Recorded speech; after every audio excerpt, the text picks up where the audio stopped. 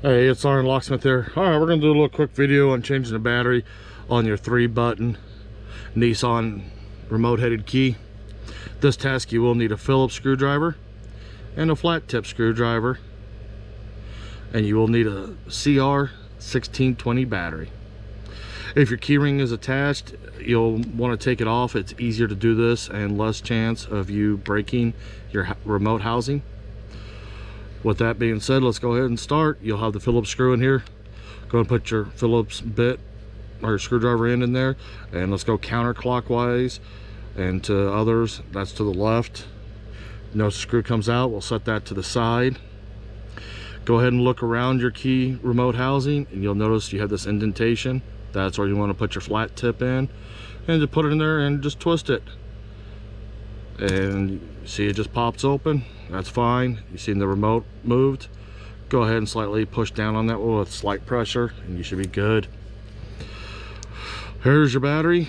Do not pry where the metal is here, and you do want to be careful. This is your chip.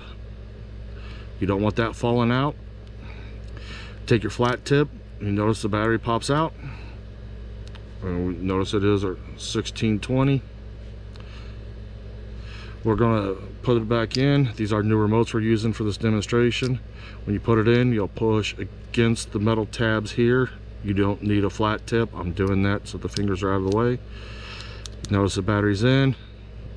Your little transponder's in. I like to flip it over and just lightly tap it so I know it's in. We'll take the two halves, put them back together, and just slightly squeeze it and you'll hear it snap.